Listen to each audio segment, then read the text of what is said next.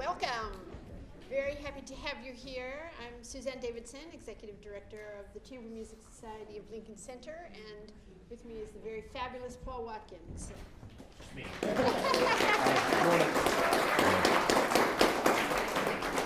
We are very excited to have Paul here today. All of you undoubtedly have heard Paul's really extraordinary musicianship and musicality. You heard him in the Brandenburgs with the Chamber Musical Society this season, and he will be back here on May 17th and 19th. And then you're going to be with us in Saratoga on the 23rd and the 25th of August. Indeed. So fabulous, fabulous to have you. Thank you.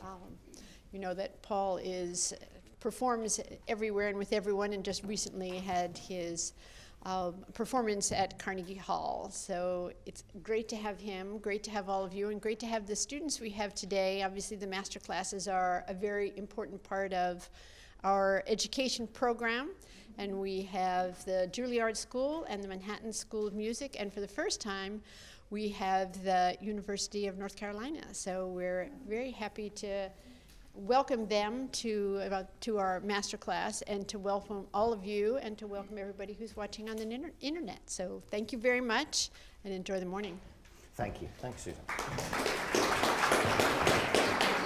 think I'm wired, actually. Thank you. Good morning. It's very nice that so many of you have turned out to what essentially is, I think, a very intimate business, really, the coaching of any musician, but particularly of chamber music. Although we're streaming live on the internet, I believe, and here we are in the room, I will endeavour to make my comments as relevant as they can be to the audience without upsetting or too much the artists who are about to play. So I hope you bear with me and understand that. But I'm very much looking forward to three extremely interesting pieces, very contrasting: Prokofiev, Beethoven, and Ligeti, two of which are pieces that I've yet to perform myself with the Emerson Quartet, the Prokofiev and the Ligeti, but particularly the Ligeti is a piece that I've always wanted to do, so I'm very much looking forward to that.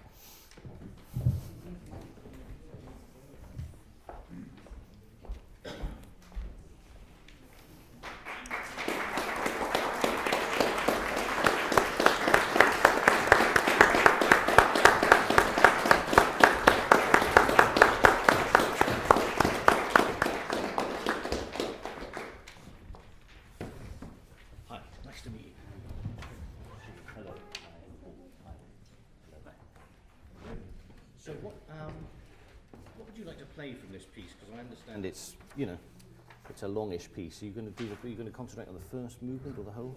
The first movement. Great. Okay. Fantastic. That's what I've got my own thanks. So that's great. Thank you very much.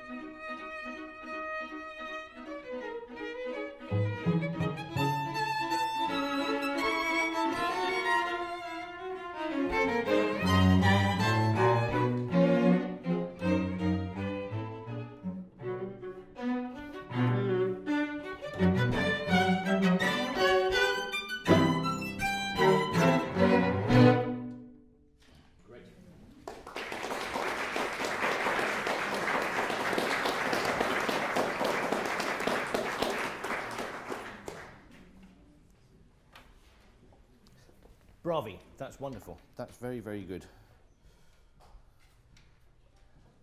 Excellent. So you are Jesse. That's right, Elizabeth, Thomas, Yes. and Gian. Great, excellent. I'll try and remember that, but I can't promise that I will. Fantastic. Have you worked on the whole quartet yet? Yeah, and performed it in public? No, not yet. What are your thoughts about this piece?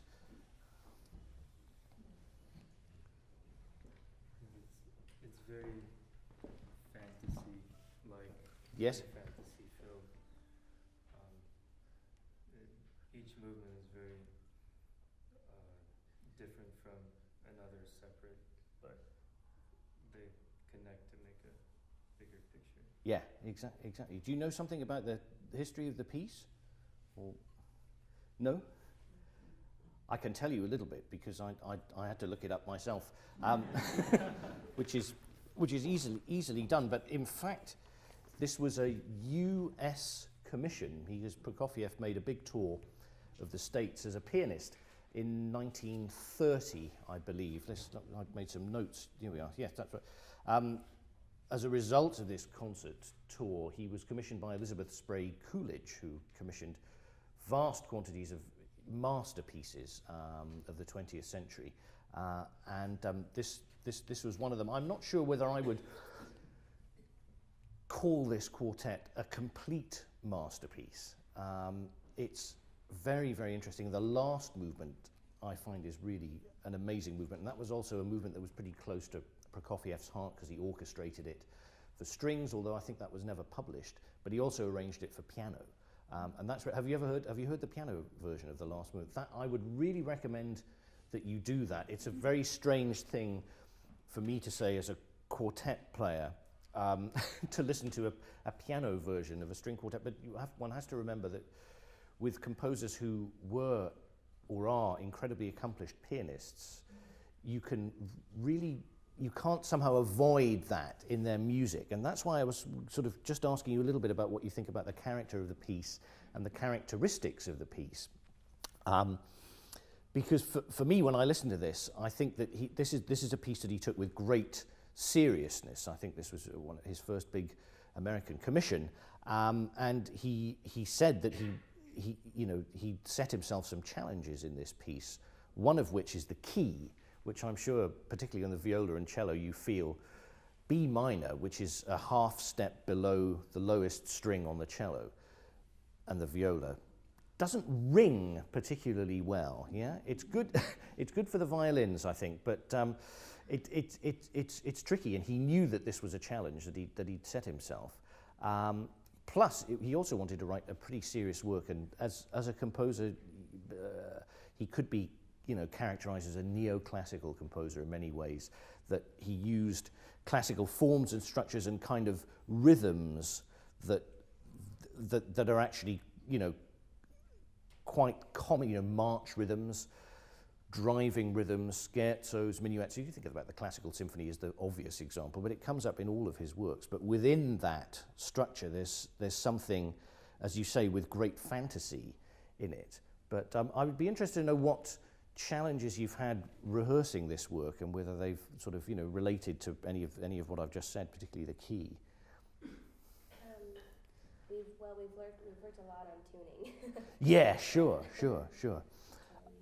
I think by and large you play very, very well in tune. You have a beautiful quartet sound, and it's the ensemble is good and the balance is generally very good. But I think the first thing that I would wish for is from all of you, but probably particularly in the viola and the second violin, a little more projection. Because one thing that I noticed with this piece, that he uses the mezzo dynamics quite a lot, the mezzo fortes and the mezzo pianos. And there's not enough definition for me between those at the moment. To get contrast into this piece, I think is quite difficult. So that's one of the things that we need to do. And I would say that particularly mezzo piano and mezzo forte, you need to bring up a level so that piano and pianissimo becomes something very, very special. Yeah. So let's play a few bits again, and I'll stop you and show you what I mean about the dynamic contrast, and then we can talk about other things as well. Yeah.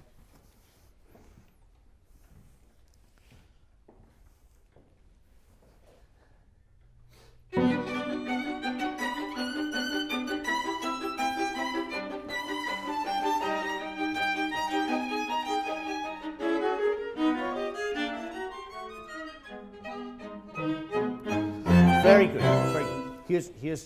Here's my first example. That already somehow sounds a little more exciting at the beginning. I think if you just allow yourselves the chance to project slightly beyond the confines of the quartet. Yeah, that's something that's a really tricky skill to achieve when you're playing chamber music, is that when you rehearse, and I know this for myself from rehearsing with my quartet, that one can be very involved in what's happening right around the semicircle and not thinking of how it sounds even, you know, to a small audience. I mean, in a way, this is an ideal sized space for chamber music, you know, that I'm not one of those, although we do sometimes play in very large concert halls. I think this kind of sized room is really ideal for chamber music. But still, even in a room like this, the music has to go out a little bit more. So more articulation, more sort of weight in the sound. Now look, here's a thing already. Mezzo forte, now I felt that there was better contrast with mezzo piano in the seventh measure, where you but then when you start, Jesse, with a da yum ba dee bum bum, mezzo piano for two notes, he's pretty precise actually with his dynamics. And that's going to go through the three of you. Da yum ba dee yum ba dee yum ba dee. That mezzo piano can be more because we've seen piano and pianissimo. So in relation to those lower dynamics, that kind of thing wants to pop out a little bit more. Yeah, it's from when's the first forte coming? It's not until figure 1, and it's for one note, and then three measures later it's for two notes. So these fortes, he's very, very spare with them, you know. And actually, as I look through, there's more. There's piano, pianissimo, mezzo piano, mezzo forte. We don't get a real forte quartet sound until, what, figure 3, I think, which is a bit that I'm going to come to in a minute because I've got a few things, little observations about that. Okay, so let's take for the moment forte as something really shocking, yeah? So in that case, more on the mezzo piano, yeah? Can you do, let's do from the beginning again, can you bite even more with this, when I see this kind of wedge shape rather than a staccato, I think it means something extra crackling, that kind of sound, yeah, okay, great.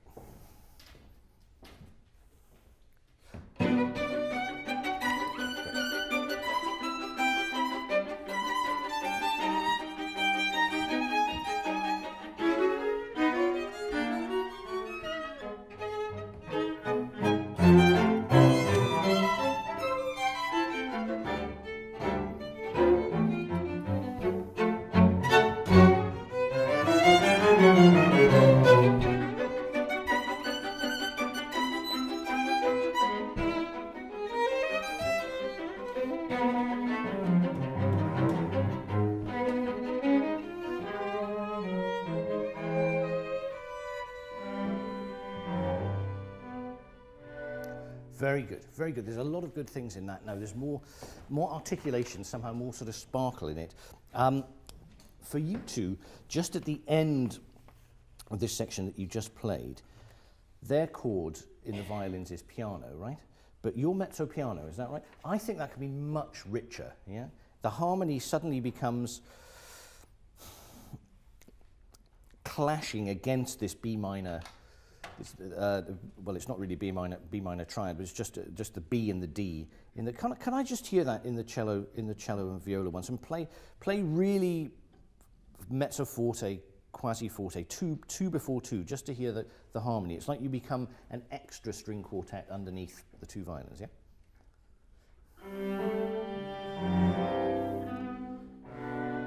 It's better, yeah, that's good. There are two clashing notes that you have. The A, right, with da yum, da yum. Actually, three clashing notes, the E flat and the F sharp, which I think you can hold that A a little bit longer, yeah? Just do once again. So this crunches. Yes. Very good, very good. Is that an F sharp? Or did you play an F sharp or an F natural at the bottom? Oh. It is an F sharp. Yeah, great, good. That's usually, it's a bit early sometimes in the morning for my ears to be working, but that's... So let's just hear that one more time, see if it makes a difference. There it is, that's exactly, yeah. So, and that goes under this kind of shimmering chord there. Another thing that I've learned over the last 2 years being in a string quartet is that whoever goes first with a phrase, yeah, you have to imitate when they play it. Then you can argue about it later. Therefore, and believe me, you can certainly argue about things a lot. Jesse's phrase after 1, 1, 2, 3, 4, 5, 6, Tom, where he writes espressivo ti, pa da da da da di do do do do do do do do. You then imitate it. There's a couple of things. It's not really the same. Yeah, his accent is a little more generous at the beginning. You do quite a sharp and just the timing of the crescendo and diminuendo. So check with him, imitate it. If you don't like it, then you can have a great argument in front of an audience about it. But that I would just be careful for that sort of thing. Yeah. So let's go from. In fact, there were a couple of other things. First thing, before 1.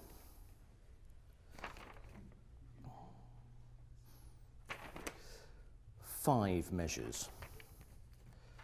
I'd love to hear a bit more actually of the cello. D ba ba ba ba ba ba bee bum. But that kind of there's always a little military something in Prokofiev somewhere. Most pieces, you know, there's a trumpet or something like that. So I would bring that out again. Mezzo piano.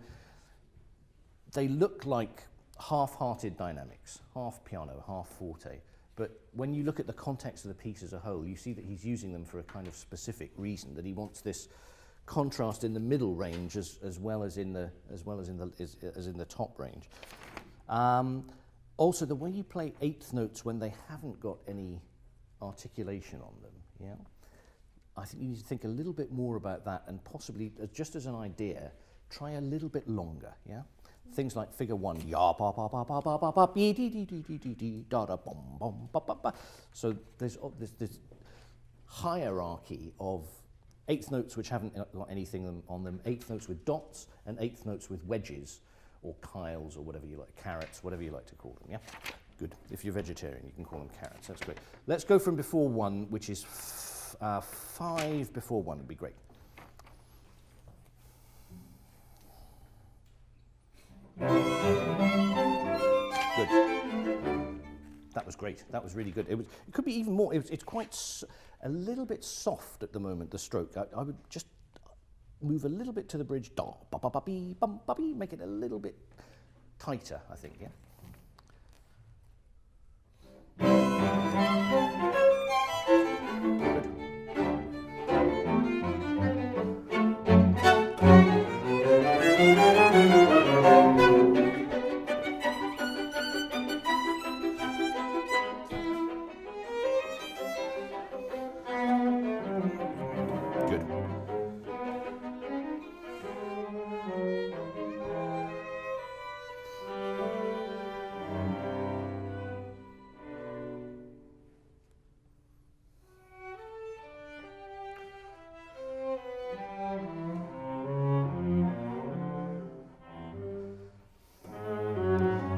Good. I'm just going to stop you there. That was great. That's really, really good.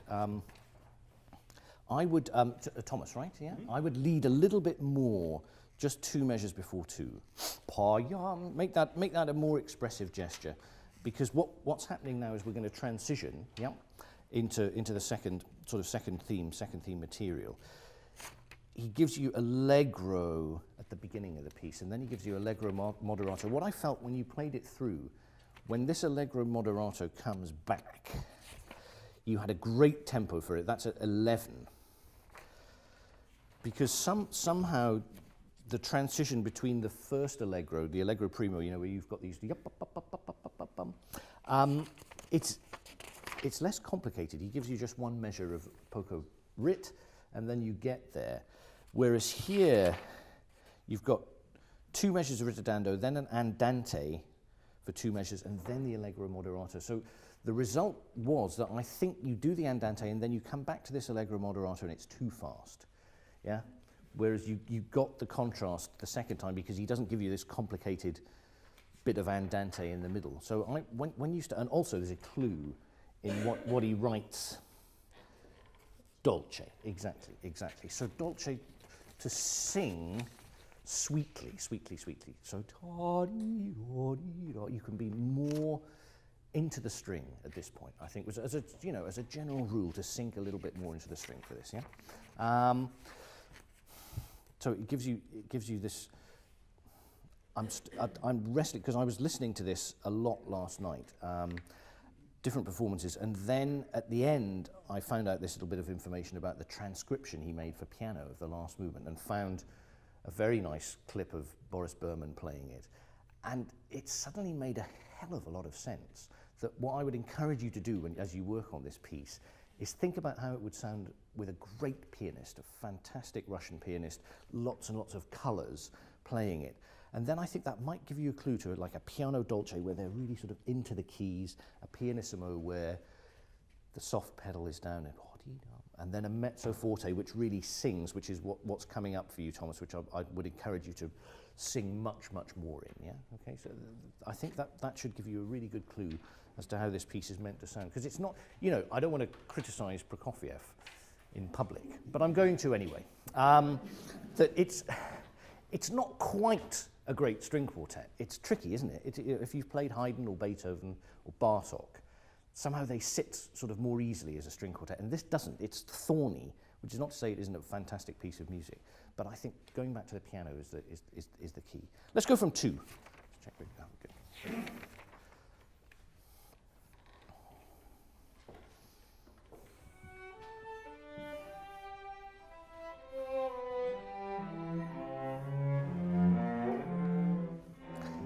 It's very good, but it sounds, and I'm right in here with you, it sounds a little flautando, the whole thing. That I think you can give yourself permission to play, can I just borrow your cello for a second? Just to play a piano dolce that's, go from 2 again, and you can tell me if you think this is horrendously loud.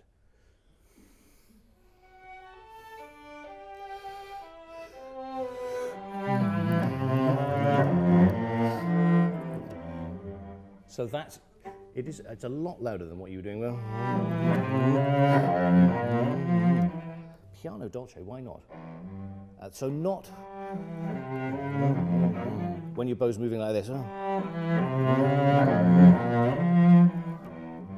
then piano. So you can do something more with the sound there. Yeah, this is not just for the cello, but for everybody. Yeah, a little bit richer.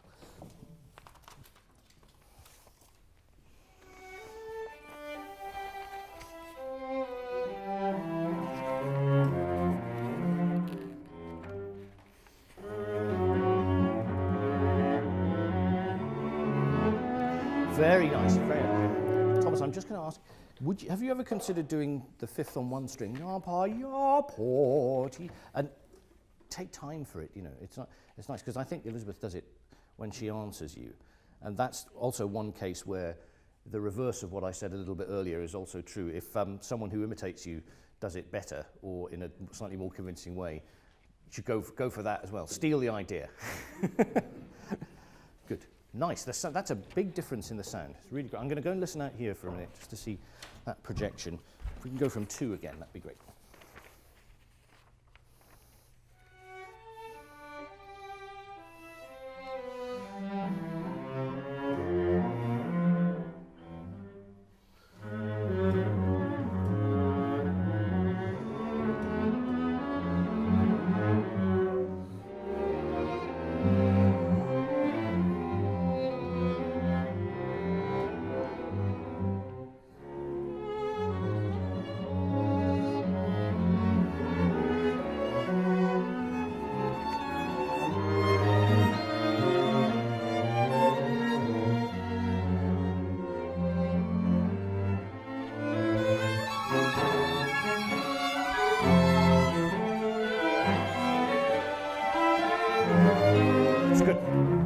It's really good. Gosh, you're playing much louder. Maybe I went too far. When you sit on the outside like this and you have a tune, that's it, exactly. Just face the public a bit more and show them the glory of the viola when it comes through. It's the most important instrument in a string quartet by far. But that's great. I think that's really good. If you just make it richer, just make it richer. Now what's going on in this next little bit, to me is quite pianistic. That I think what he's done is have the three upper instruments, in this case you are upper instruments, as the right hand of the piano, and the cello as, you can imagine from three what you've got with those double stops, almost like as if you imagine in octaves, yeah? Do any of you play the piano, have a passing acquaintanceship with the big black thing, with lots of keys and everything? Trust me, it's fun. If you you've got boom, boom, beam, boom, boom, boom, it's that kind of striding thing. When you listen, which I'm sure you will tonight, to the piano arrangement of the last movement with a score in front of you, you'll see it turns on an awful lot of lights on this piece. It really does. When he chooses to use octaves in the bass, yeah? And I think this is what he has in mind, in his mind's ear at this point. So what we've got to work on just a little bit, we've got another 5 minutes, I think, to do that, is from just before 3. Well, actually, no, from 3, from the forte. Can I just hear without the cello once? And this is where it's slightly, because it's Prokofiev and because it's a slightly thorny quartet, it contradicts what your natural string playing instincts would tell you, which is to forte espressivo, all of that. Try and make a sound that's actually more together, like the right hand of a piano once, and see how that works. I think it might work better in terms of balance, yeah? So just once without the cello, from the upbeat to 3.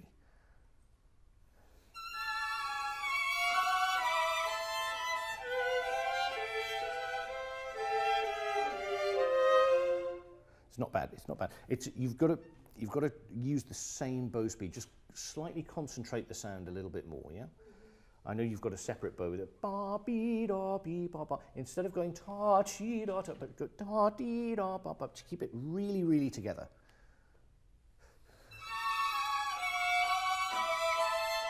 Oh, hang on. So it's just with the pickup. So yeah. So 1, 2, 3.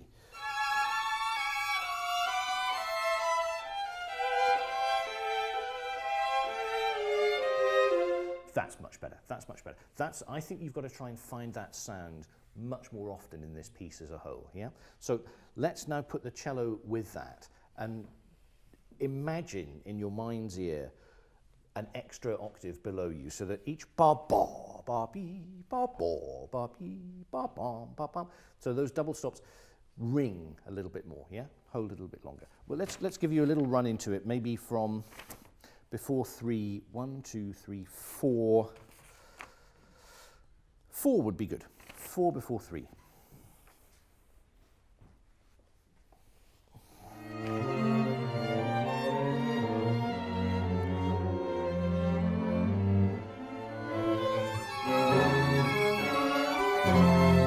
Oh, hang on.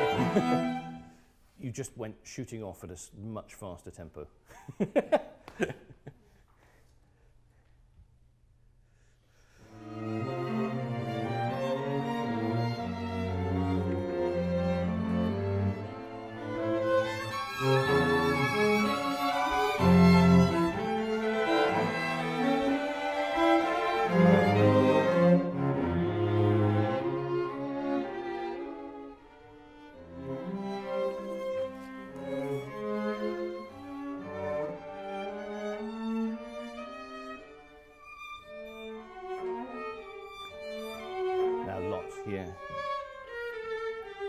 Very good.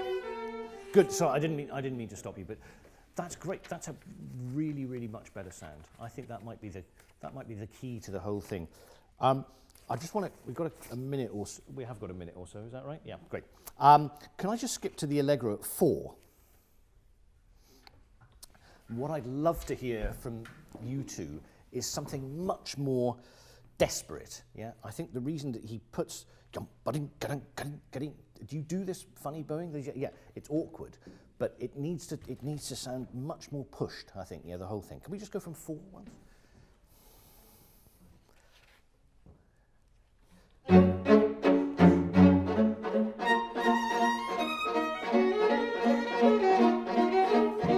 Very good.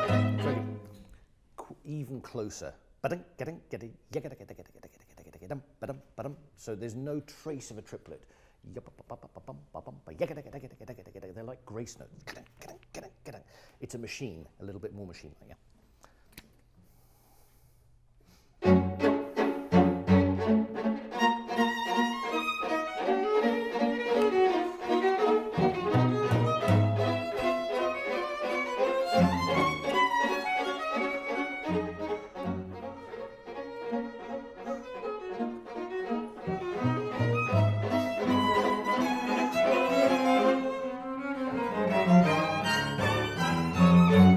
Good, that's great, yeah, very, very good.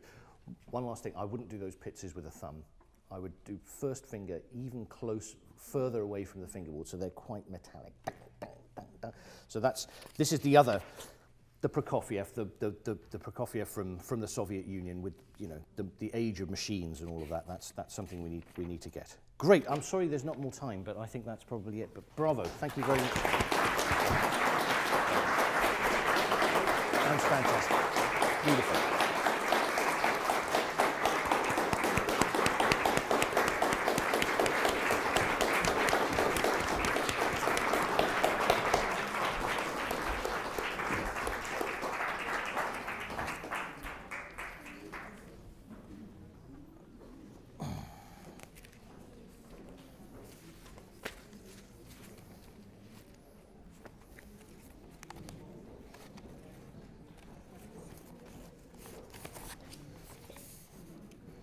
Opus 52.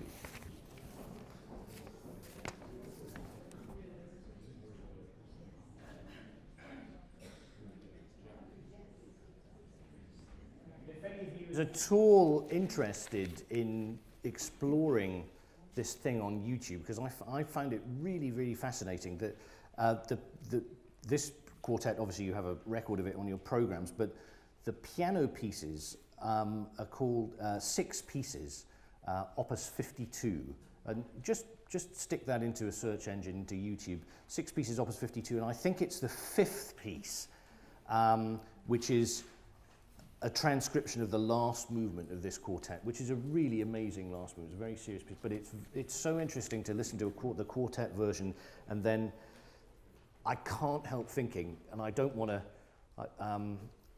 I don't want to show Prokofiev too much disrespect in his quartet, but I can't help thinking that the piano version is just so much nicer. It's better.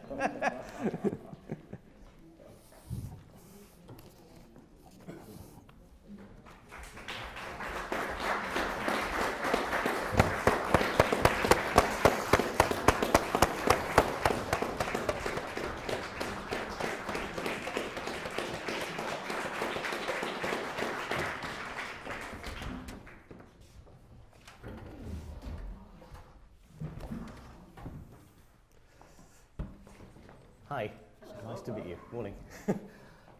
You're going to play, would you want to cover one movement, 2 movements? What would you like to do? We're going to start with the first. Okay.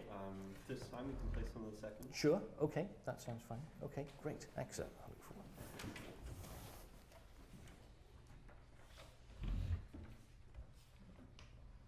I guess we won't take the repeat, probably. It's a shame not to, but the time is, you know.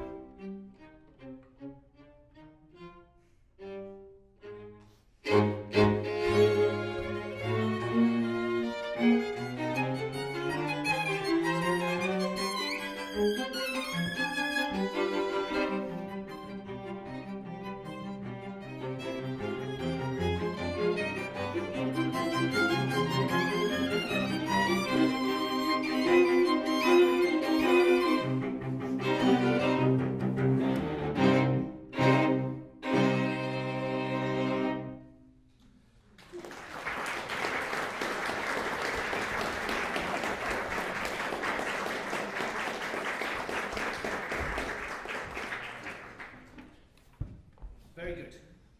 Thank you. Excellent. Many, many great things in that. But had I realised that you were going to play it at that tempo, we could probably do another couple of quartets in this session,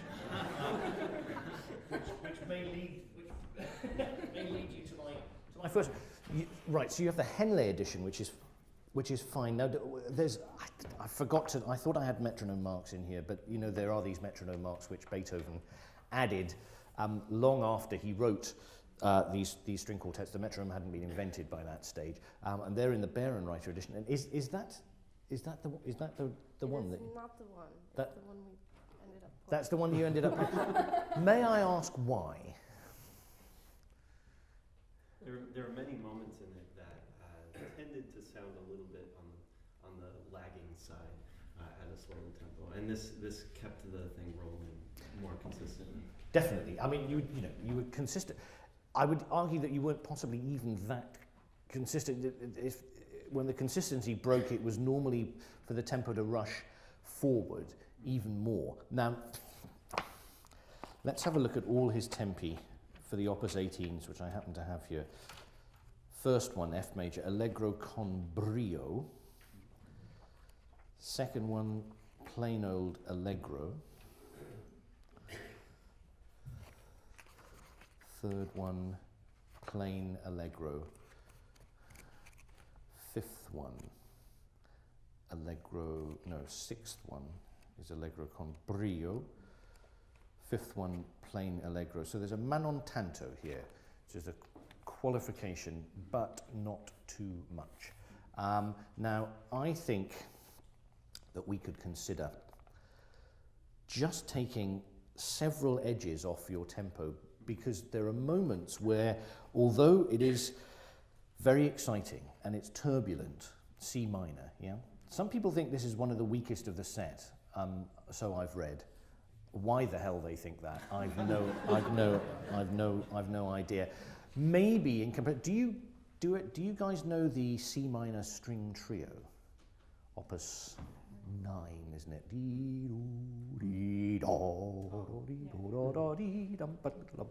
Now that's got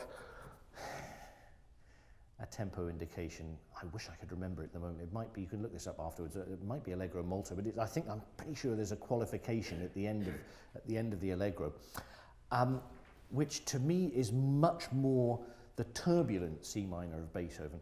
I'm not so convinced that this one is, that actually it's more appassionata kind of feeling. And I suspect that if you experimented with a tempo that was a little more held, you would get more juice out of the piece. There'd be more, more detail and more.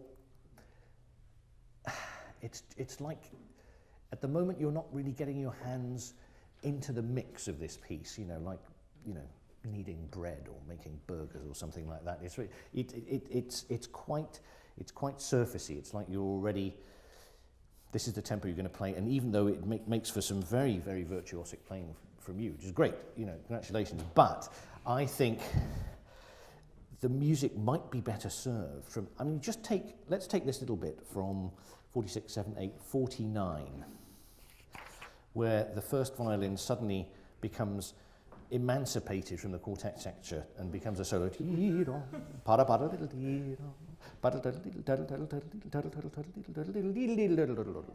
When I sing that, and this, you know, I've never had the pleasure of playing the first violin part of this piece, and I never will.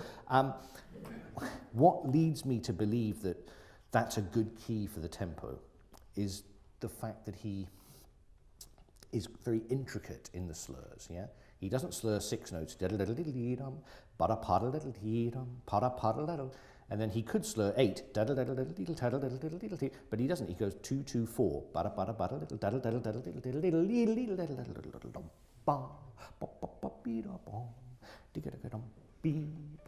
those kind of gestures, typical. But have you played all of the Opus 18 quartets yet? How many of them? This is the first one. It's a good one to start with, I think. But you'll find as you explore all of them that there are these certain, I wouldn't call them cliches because they're not, but they're characteristics of Beethoven and of the rhythm that he uses. Offbeat sforzando, that kind of 3/8 note upbeat,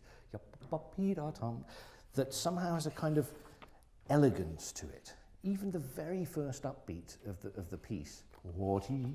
Is this the only one? Sorry, I keep that. It's because I've got the 6 in this book. Is it the only one that starts with an upbeat? Yeah. The 5th one. See, as you can see, I don't know them quite well enough yet. Yes, it is. It is. I think this is the only one that starts with an upbeat. So make that significant. Make that upbeat sing a little more. Let's try it. Let's try it. Just tone down the speed a little bit. Yeah.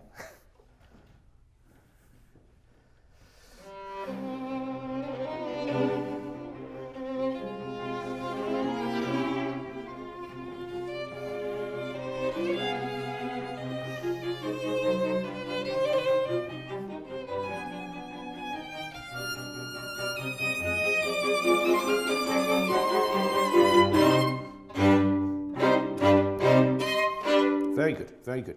Look, it's already better. It's already better.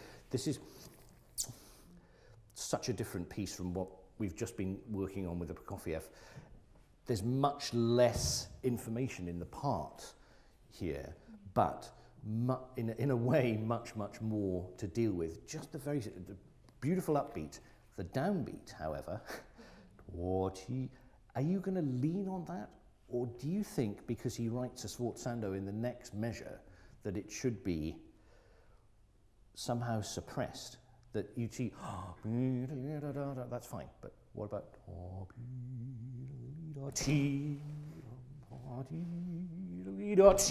so then they're kind of laughing because I'm, you know, I'm aping it up a little bit, but actually that's Beethoven. That's what it's always the.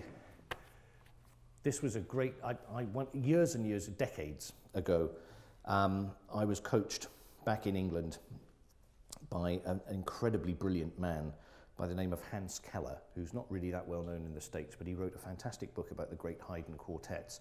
And he grew up in Vienna in the 20s and 30s, and he knew Schoenberg, and he knew all the people around that circle, and escaped the horrors of that and came to the UK. Incredible thinker, and he used to coach chamber music at the school that I went to. And his great phrase about classical music, the best definition of form in classical music, was that it was the meaningful denial of well-built-up expectations. And that's sort of stuck with me from an early age. That what Beethoven is trying, Beethoven, Mozart, Haydn, in their greatest moments, are giving you a framework that we all know.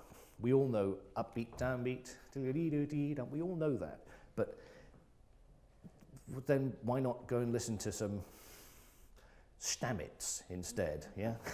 Or some, you know, some Salieri or something like that, yeah?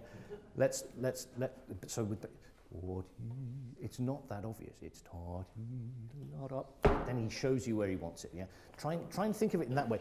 The other thing that I'd like you to suppress is the urge to crescendo before it's written. in the part.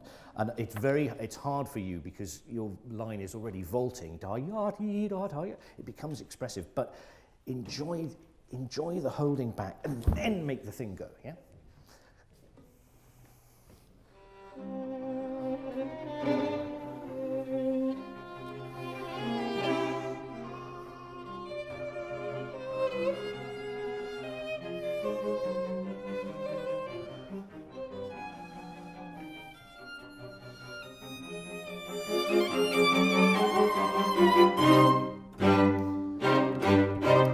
Very good. Not better than not bad.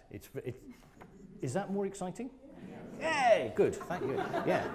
Not that it wasn't exciting before, but somehow this is the right kind of excitement. If she's going to play at that level, somehow it's still, because it's written in a slightly concerto-like way, I find anyway, this first movement, yeah? That's a painful look of recognition. I think you should support her more in the sound, yeah? So now it sounded a little too self-conscious accompaniment piano, particularly in the cello. You can be a little bit more of a bassoon rather than a little bit more of that. Give us some bass. But that was great, really, really good. You resisted the crescendo brilliantly, but then it all came in one big leap. So it goes.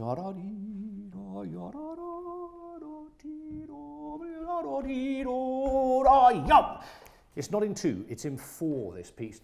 So if you think beats, then the crescendo, automatically it stretches out, it becomes more exciting within those 2 measures. So suppress that. Then, for you, rum, rum, rum, rum. Be a conductor at that point, yeah? Be more in, so it doesn't go dee da da yum, pum, not dee da da yum, bum, bum, bum, bum. So the rests are really, you can lead them. I think it should, rather than a corporate effort here, be led from you who have the most notes in the chord, yeah? Okay, good.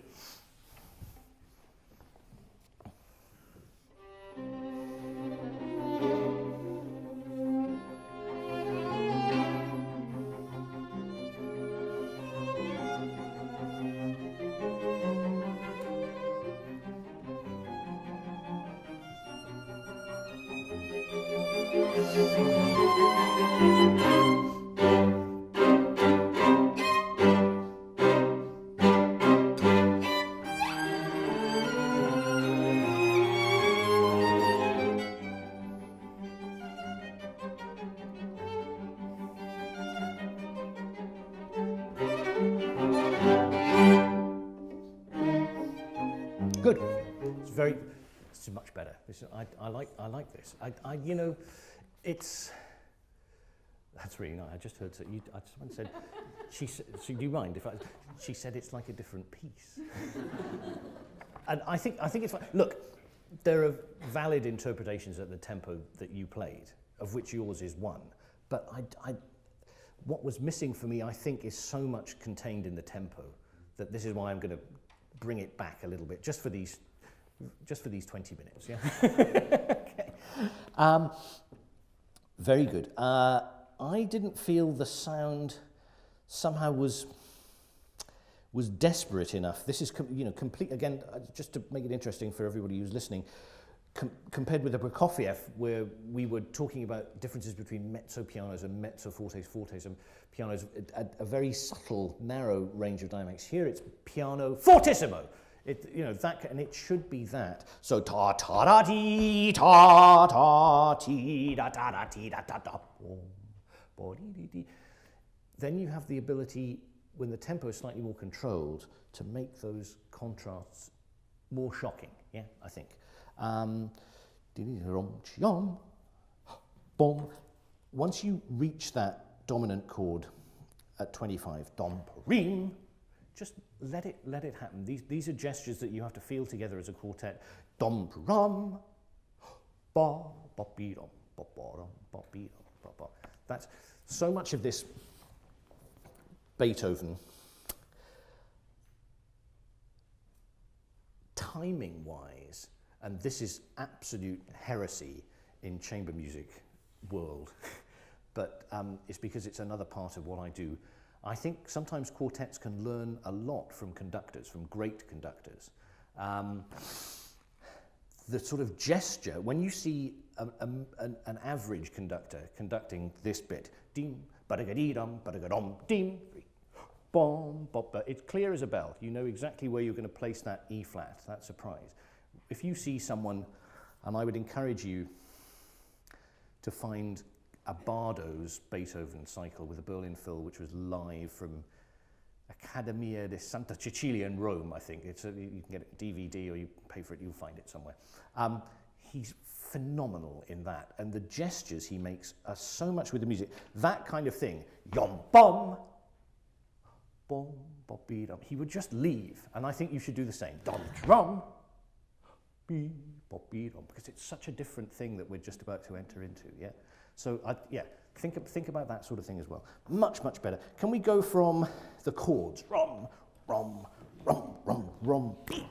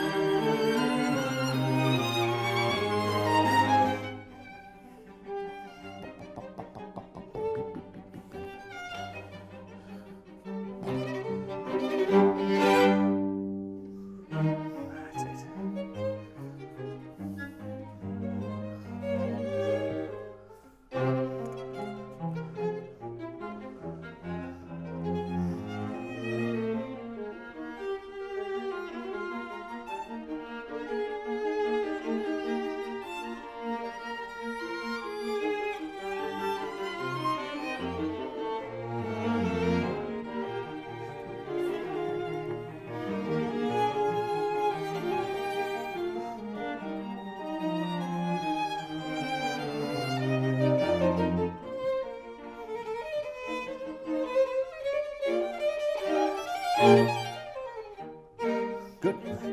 Bravo. That's already, it's still a bit fast for my taste, but it's already better, it's already clearer. This second theme, bom, bop, bee, dum, but much, much better like that, isn't it? It sort of dances, it has a scherzando character, and it's also a little bit teasing us with what's going to happen in the scherzo of the piece.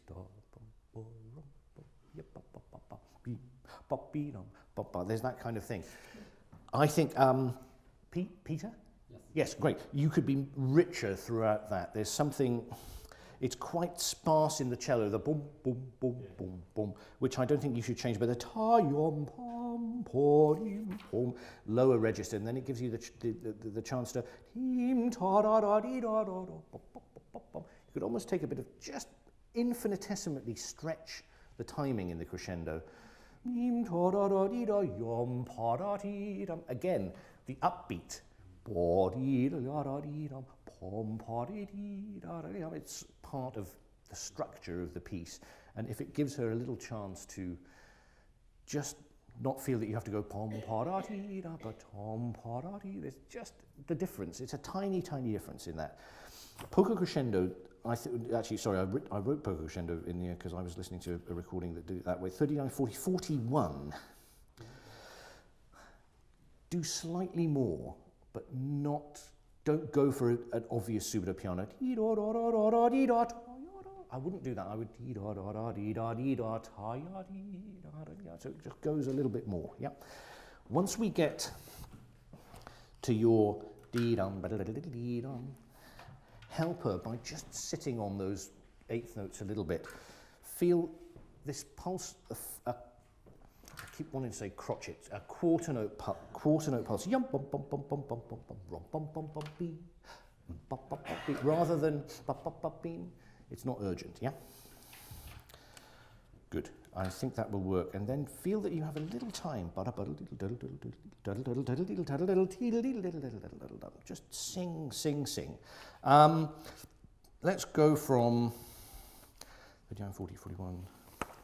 Oh, we've got time to go back actually, because I'd like to hear that again. From bom, bop, bee, dum, bop, bom, with more now with added viola. Yeah.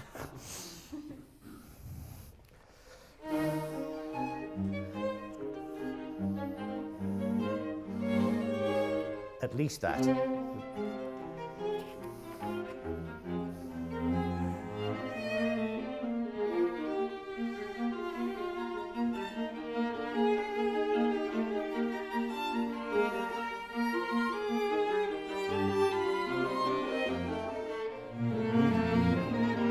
Yes.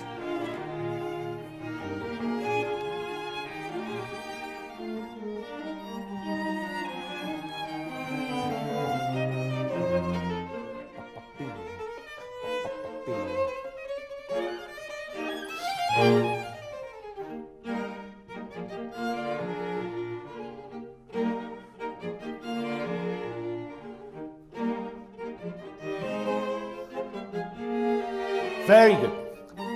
Much, much better. All of that much better. Apart from dum dee bop bop bop. This measure in the second violin downwards. Ti da dum the ta ya da da. Don't bulge it. Yeah. If you can possibly ta dee do da rum ba. Keep a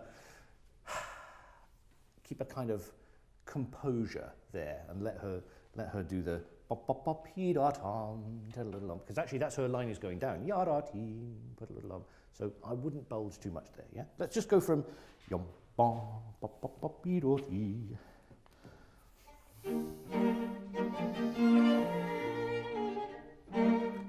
Ti da di do rum. That's it.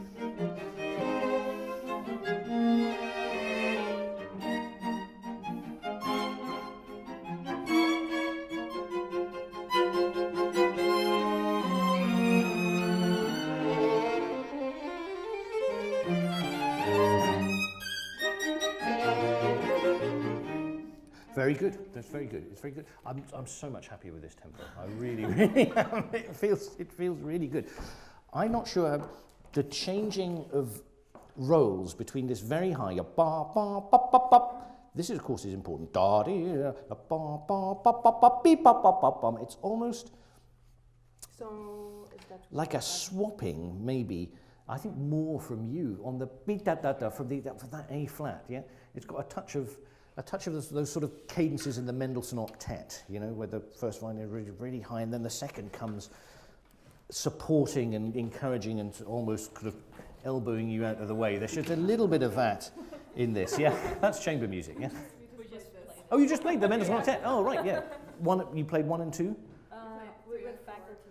Oh, right, okay. But you know what I mean, yeah? The relationship between the first and second violin in the Mendelssohn octet it's fantastic. That's one of those violin parts that makes me wish I'd practiced the violin for more than 6 weeks before I changed to the cello. Good. I would work a little bit harder at 60 to keep coming back to piano after the Sforzandi. I'm not sure that it's because the crescendo is coming 2 bars later. I'm not sure it's a question of the Sforzandi becoming more and more, which is often a thing that one does in Beethoven. I think it has to stay piano and then do the crescendo, yeah? So let's go from there. Let's go from 60. Think about that.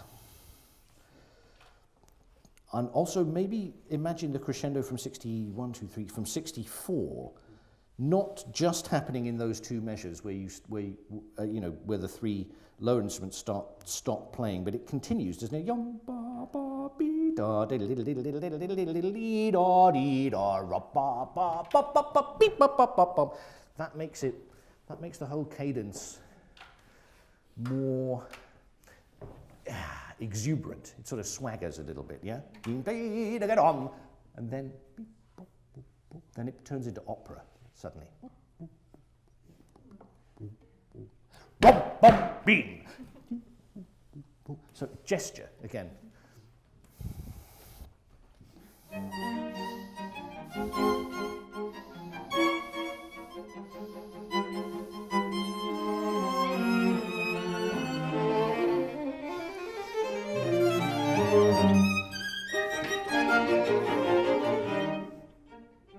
More time. You remember the gesture? Ba, beep, ba, ba, ba, bum. Beep, bum, bum. You have to let the musical dust settle a little bit more, yeah? Same again.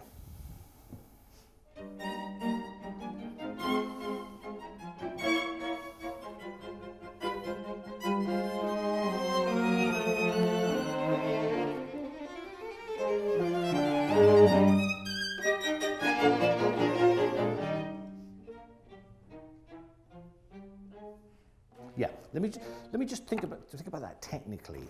What you have to do to get each other's attention, or if you're more a kind of leaders sort of quartet. I don't want to go in. I don't want to know with the psychology of that. But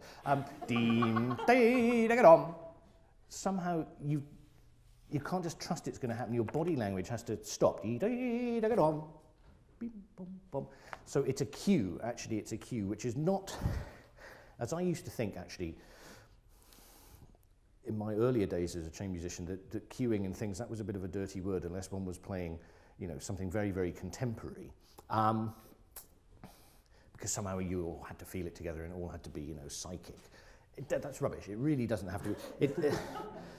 The gesture, the preparation for a new bit of music, a new character, is really important, and it's not to be ashamed of. So whether you want to lead it or whether you decide you all do it together is one thing for discussion. But whatever happens, there has to be. It can't happen by chance. I think that's what I'm trying to say. Yeah. Just go from just the bomb, just that's enough.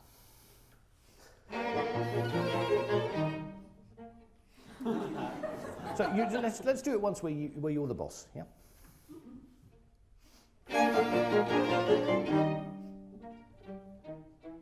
It's good, but all right. This is an old story that's come up many times already in my 2 years in the quartet. Is that Arnold Steinhardt, who needs no introduction, but just in case I will, because we're on the internet. Arnold Steinhardt, former first violinist of the Guarneri string quartet, who are like really, really famous. In his book, talks about cueing, well, in one of his many books, but I think it's probably the first one, the Indivisible by Four, which is a fantastic book. Lead, make your cue, but then follow everybody else. And then see where it's going to go. So, but you need a bit more confidence with where you're going to place it anyway. But let's try it again. It's fun.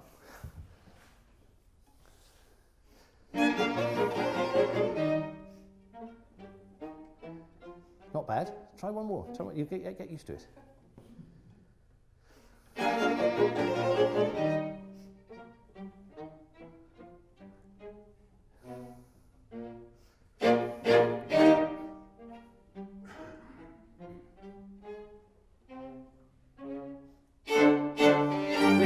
This is good. I'm going to focus in on this a little bit. This is interesting because it shows these a little bit. This is good. Sorry, I'm not just giving. You've written dangerous over that bar. It is. You're absolutely right. You're absolutely right. I'm really not. I'm not ribbing you at all, because it should feel a little bit dangerous, yeah? No, hang on, wait a minute, that's the wrong bar. I'm not even thinking. Sorry, but you're down there. Oh well, there we are. Sorry, that was a complete misunderstanding. But you should write dangerous over these bars. Good, very good, very, very good. Let me just join your quartet for a minute. Let's do the same thing. Okay. It is dangerous. The whole thing's very.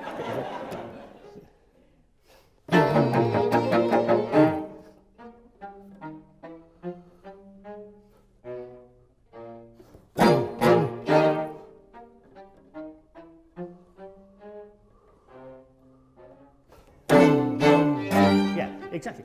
She's very clear, and I'm not saying that you weren't, because you were basically with her. But now we're getting used to it. Yeah, it's you see what it's that kind of focus. She's not really leading it, but it's different difficult to explain in words, but it's...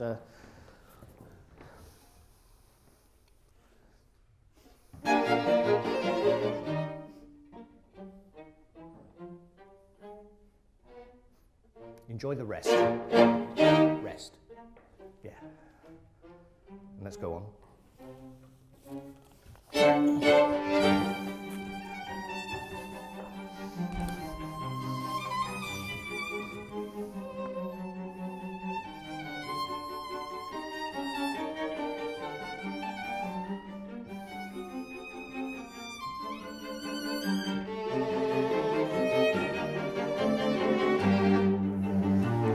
Stay on the C string.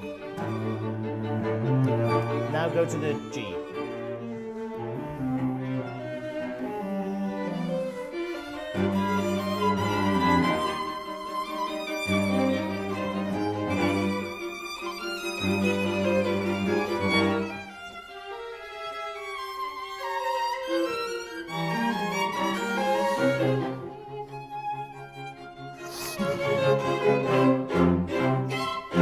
Shorter. Bang, bang, bang.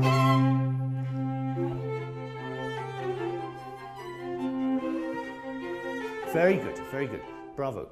So I would stay on the C string for the E dot. You changed colour the last time.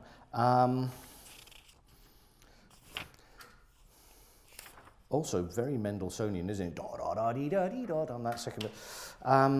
Which well the other way around actually.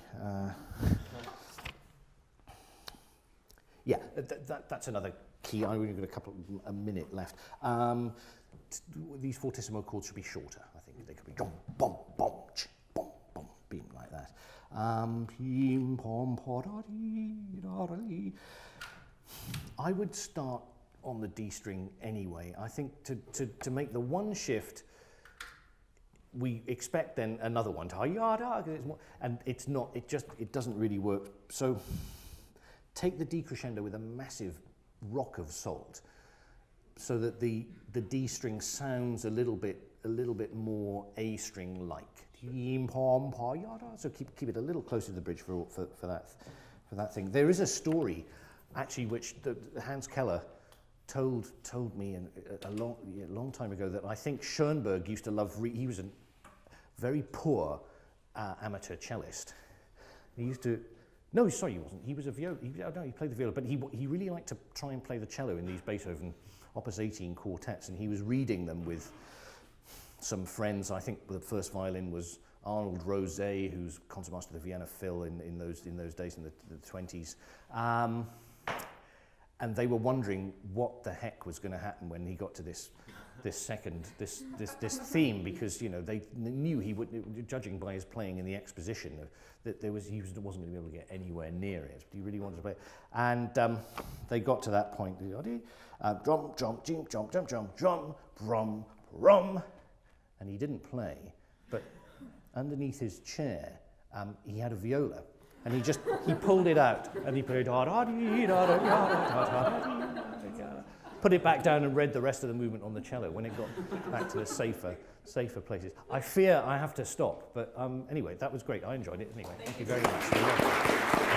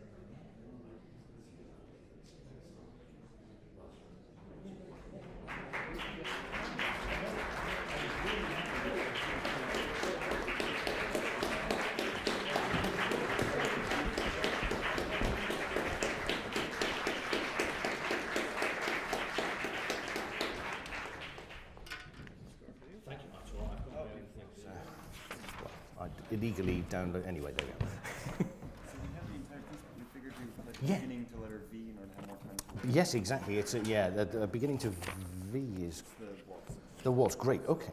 Sort of first chunk. Yes. Excellent. Yeah, that's a natural place to stop, and it means I won't have to follow you in the. But have you performed this piece? Yes. Great. This is right. So this quartet, Ligeti's first string quartet, otherwise known as Bartók 7, is.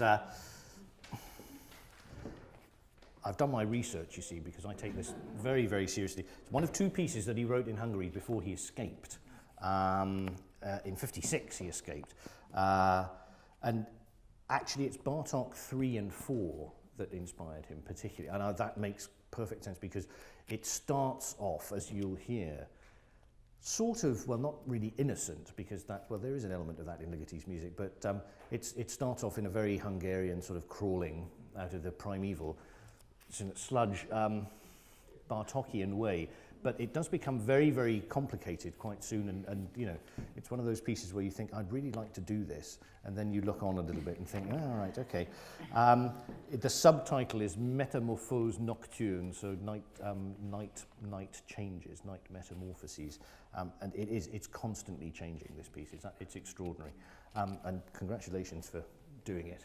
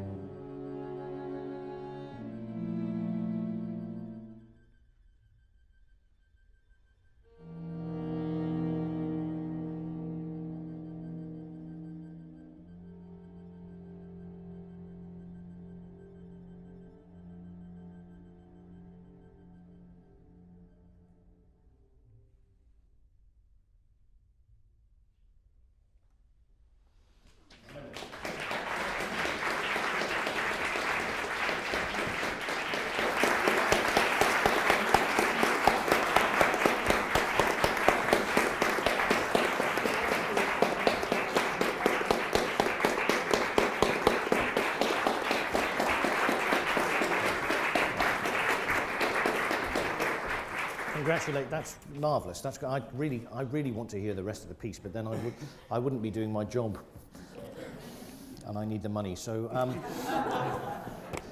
let's now.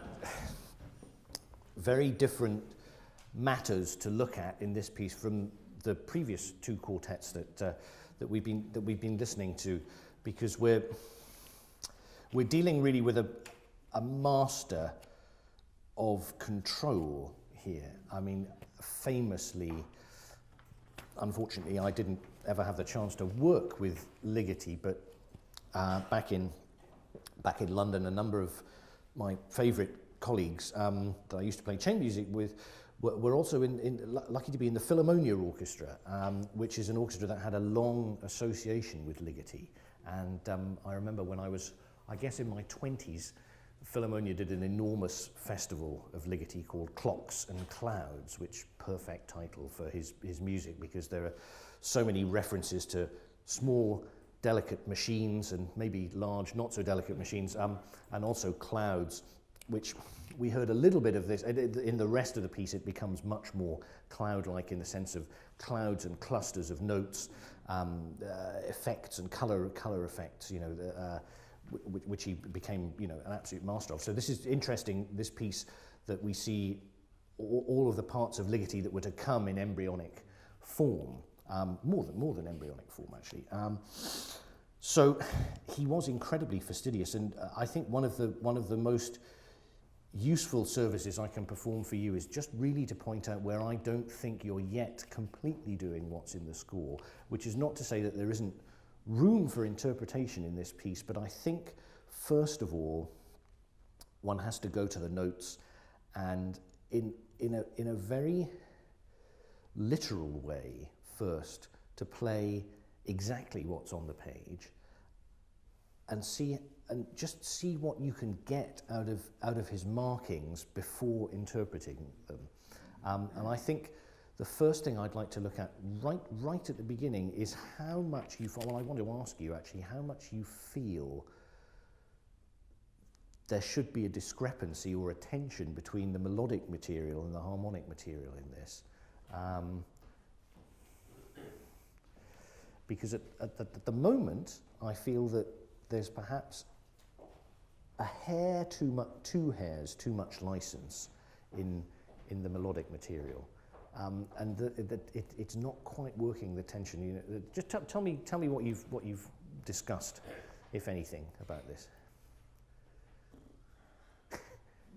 Well, I think it was more the different characters of the two materials rather than how they correlate, I guess. Yes. Okay. Well, that makes sense. That makes sense. Yeah. Yeah, exactly. Okay, well, that's good. Well, I think now's the time to ask that question. That he's given you also a very interesting qualification for the tempo, grazioso. Now, the opening of this, which you just heard, did grazioso come to mind much? I don't know. I'm not sure it did. I'm not sure it should. That may be an ironic Ligeti joke, because he's an absolute master of irony. It's a fastish metronome mark that he gives you, 142, which I think you were on. I suspect that the grazioso should be more in the melodic material, which you have first of all. That rather than being too self-consciously Hungarian around the kind of gypsy side of things, the being very sort of loose, that actually that actually just be a little more precise with it. Let's try one and see if it works like that to start off with. Could you? I couldn't see when I didn't want to look up and disturb. How sol tasto are you really? I think you could be more extreme. Yeah. Get right over the black of the fingerboard, yeah.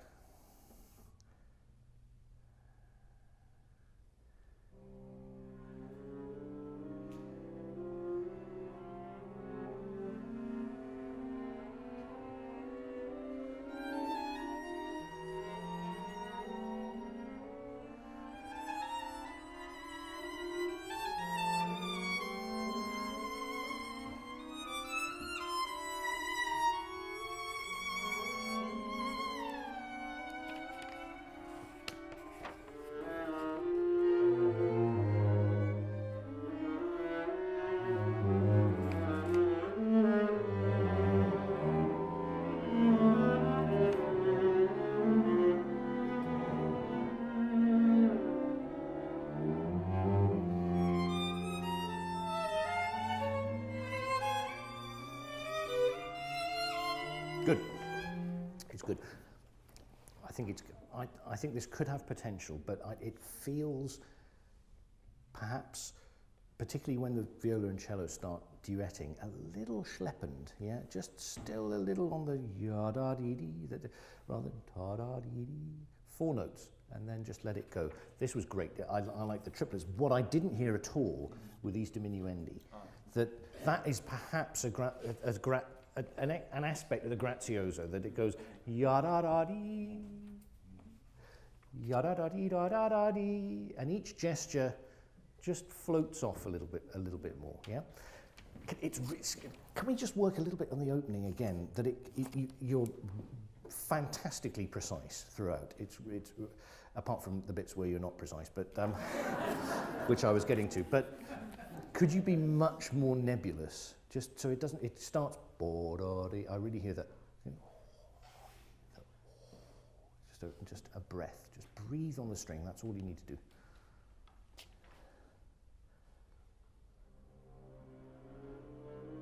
That's it.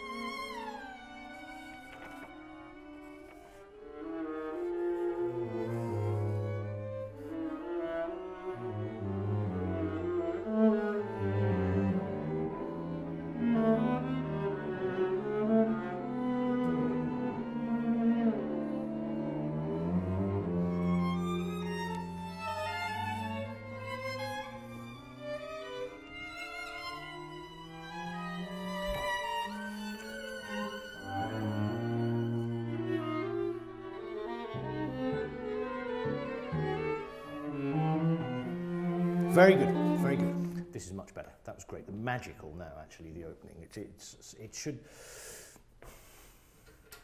There are certain. Oh God, I think there's a wind piece that one of my colleagues, Michael Collins, the clarinetist, a very great English clarinetist, played a lot of ligeti. I'm sure it's some wind quintet piece where the sound is so extreme and harsh that I think he managed to make, or it sort of insinuates itself so much that he managed to make a couple of members of the audience rush out to throw up in a performance. I'm pretty sure that this actually happened. I'm not saying that we should be doing that today, but that there's something in that creeping nausea of that.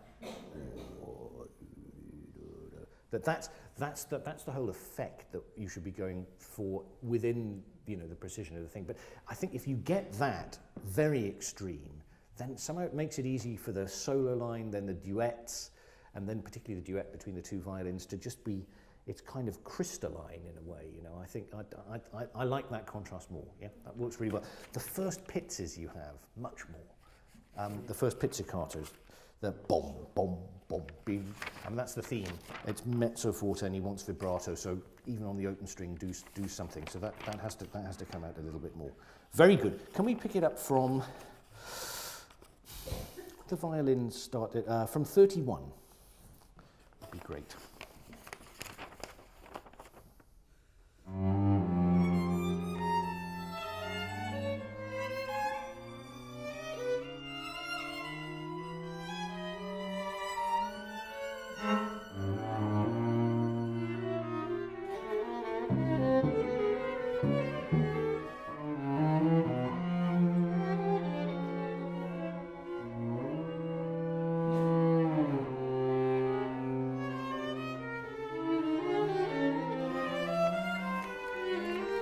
Good, very nice.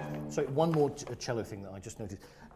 That was great. Now the pits, but we think the theme, bom bom bom beam is great. The da-ya-rom.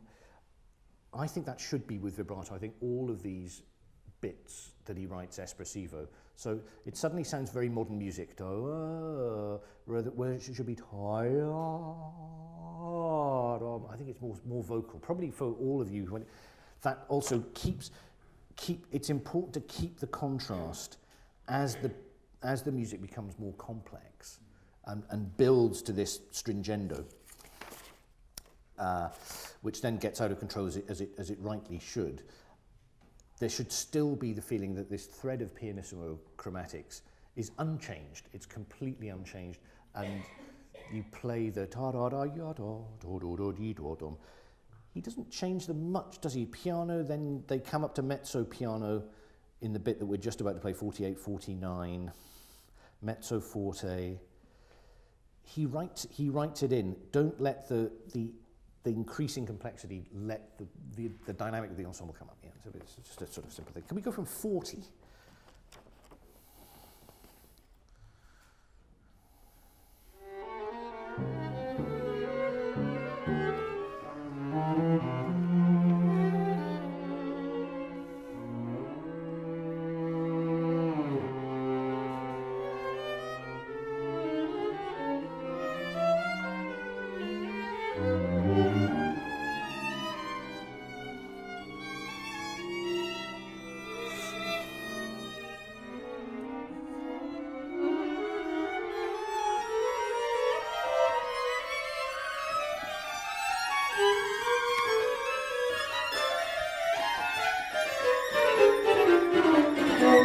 Good. Sorry, it's good. Bravo! It's such wonderful playing. I just want to make it better. It's the balance isn't working when you three gang up on him, which is 3 before 60. Upbeat to 57. I know he raises the whole thing to mezzo piano, but it's a mezzo piano. Quasi left hand of a piano, chords moving like that. Just don't kill him too soon. Yeah, I think that would be my advice. Yeah, it's always good to kill the first violin at some point, but make them suffer first. Yeah, okay. Let's go from like 50, 51, 50, 53 is like a random spot, but that would do. Oh, sorry, I'm so sorry. There was something else I was saying.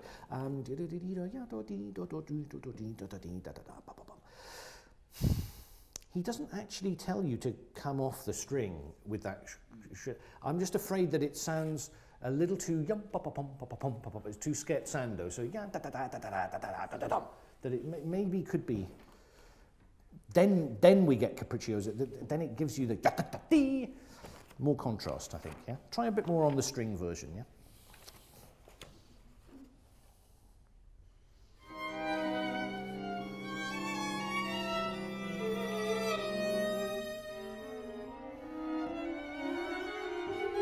Good.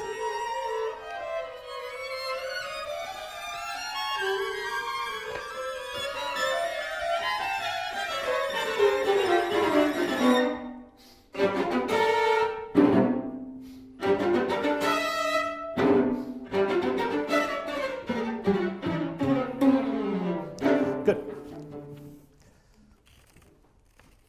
Sorry, it's my wife. It's not, it's my metronome.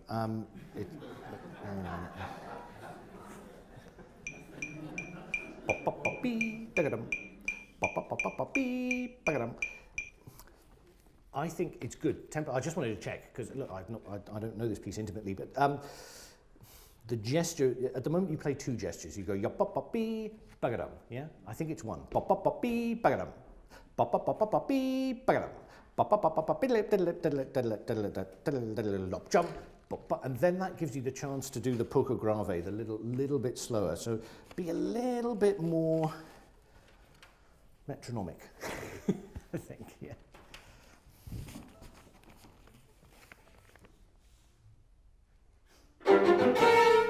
No, it's too late.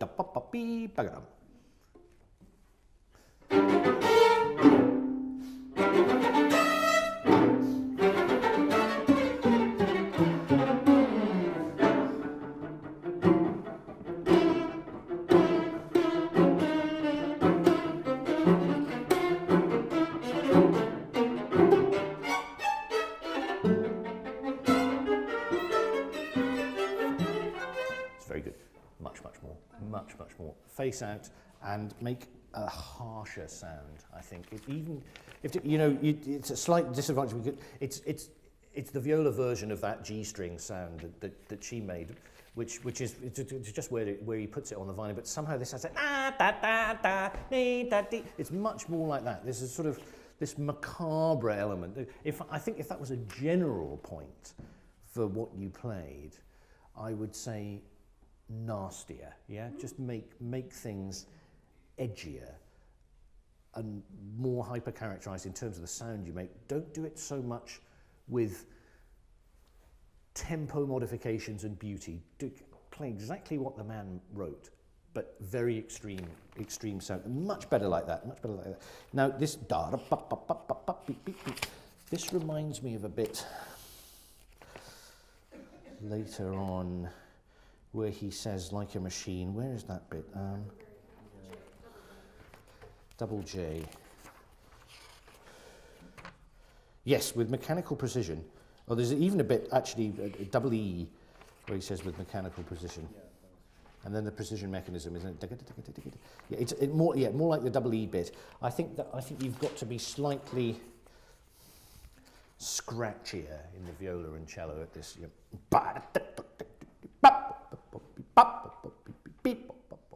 Right of spring, kind of. That sort of thing, yeah? Okay, let's do that again from 80. Oh, and sorry, the other thing, molto capriccioso. That's, again, I'm not so interested in hearing the but actually I'm more interested in just so it's this and then back to the machine, yeah? A little more screaming or something, yeah? So, yeah, 80 would be great.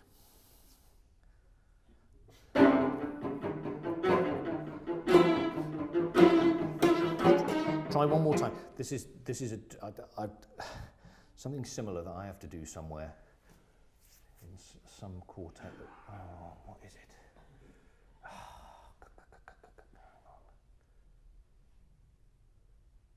Oh, it's the Ravel Quartet, actually, the last movement of the Ravel Quartet. The boys were having a go at me the other week for, you know the Ravel Quartet, last movement, there's a little bit in 5/4 where it's still the 5/8 rhythm in the cello, actually in the cello part, where there's an accent every 5th, 8th note. And I was preempting the accent, apparently. I was just before it, and this is an instance where it's difficult not to do it, but you really have so the upbeat to the surprise note. It's easy for me to sing. It's much harder to play. There's no change. It could still be drier, but yeah, don't preempt the forte. Yeah, good. 80 again.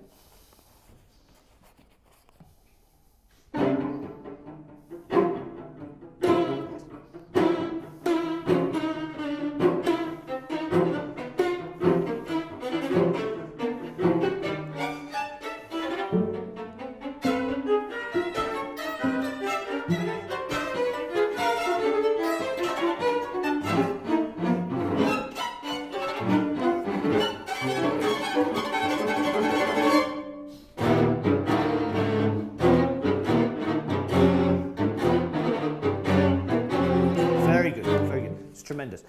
50% there. Much. It needs to hurt a little bit more. Yeah. Really, really extreme. Yeah. Save that for later. That I would say now, the 16ths in this passage at C. This is again, for my taste, they're a little too jaunty. It's it sounds like Walton. Yeah. Should be da da da da dee da da da dee da dee da da da ba ba ba bee ba. This each one with the accents. Yeah. It's a little too nice. Like. No, I can't. I keep forgetting I'm on the internet. I was going to insult someone then, but I won't. Okay, let's do C.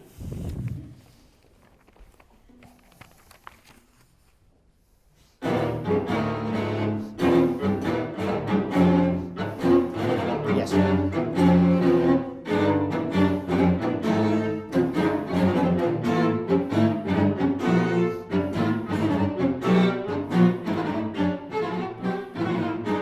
Oh, yeah. Is that a Juilliard drop? Or a Marlborough drop? I don't like that. He doesn't write anything. Yeah. Just keep playing loud. Yeah. That's contrived. I'm sorry. Yeah. It's much more impressive when you're fortissimo, and then you get faster, and then you crescendo, and it screams like a horrible, horrible swarm of wasps up to D. Yeah. But if you try and show us the way at all, I'm not interested, yeah?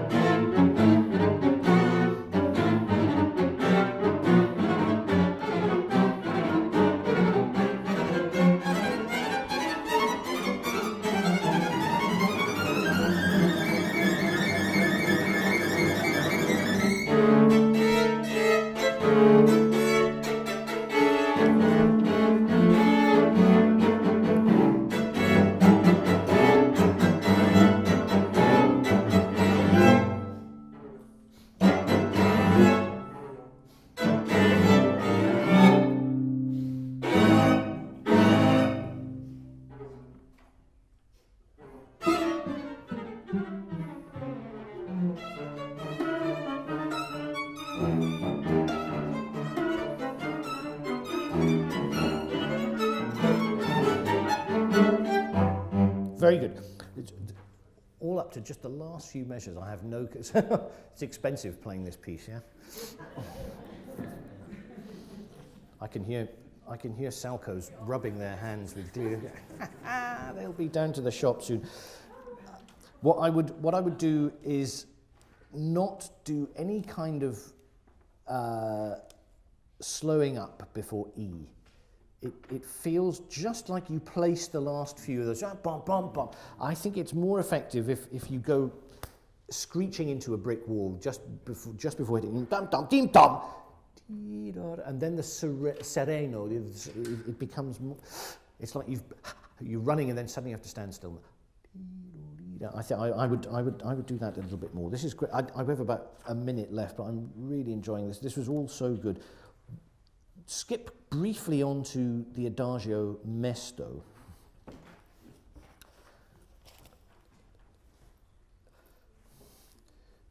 Beautiful, but could have more pulse.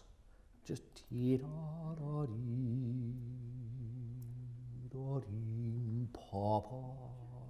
little bit more pulse, but maybe 20% more richness, because I felt after the long rest before H that it wasn't enough of a contrast. I would maybe experiment with playing H to I without any vibrato at all, but being very careful that you keep to this 58. The metronome mark is actually 58 it's not that slow, actually. It flows a little bit more, so that you're richer from 210 all the way up to the climax of that section, and then it's completely washed out. I think if you're too intimate at H, for me that's the wrong set. I think. Is that me? Sorry. The Presto was great. I mean, it's really, really, really good. It may sound no, it doesn't sound strange because you understand, but I would practice it more for intonation, just so that the semitones are a little wider, because at the moment it comes close to sounding like, are they really? But actually, it has to be very clear that the pairs of voices are in semitones, I would say. But very, very impressive, absolutely brilliant. The funny E major cadence before N. It's funnier, and I know because I can be quite funny. But just don't go rom prom. That's a bit too Germanic, that humour. I think it's bum, bum. Keep it in tempo. He doesn't ask for anything, so don't do it. It's all on the way to moving up. The contrast between now from N, the prestissimo, between this ba bum ba bum ba ba ba ba ba ba ba ba ba and the quiet stuff, the quiet legato stuff. It's when the pairs of legato voices finish, like 4, 2, 5, 6, 7, 4, 2, 8 for the cello and the viola, diminuendo, so that it finish so that you're almost not playing at all. Every time the thing disappears. At the moment it sounds like I hear da da da dee dee, and then it's. I think it's much more effective if it just fades. If it always fades, I think that'd be very, very, very good.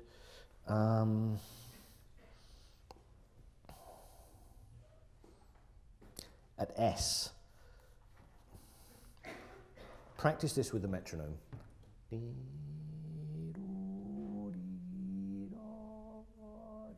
They're not random, these chords. The 3 is, in your bid to be tranquillo, it becomes a little too nebulous rhythmically. And I think what he means by this is that it is literally, it's more like an accent. So at the moment you're, I would just,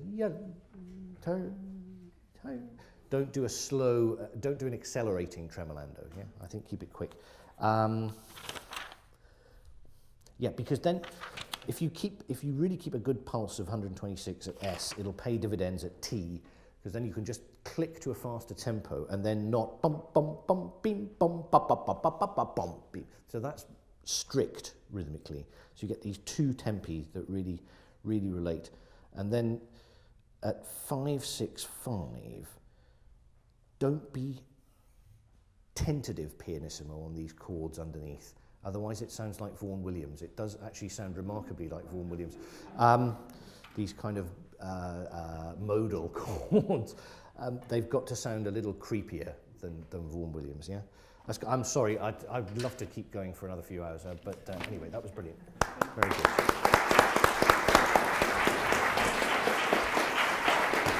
Congratulations, really good. Great pleasure, great pleasure. Bravo, fantastic. Great job, great job. Well done. Fantastic.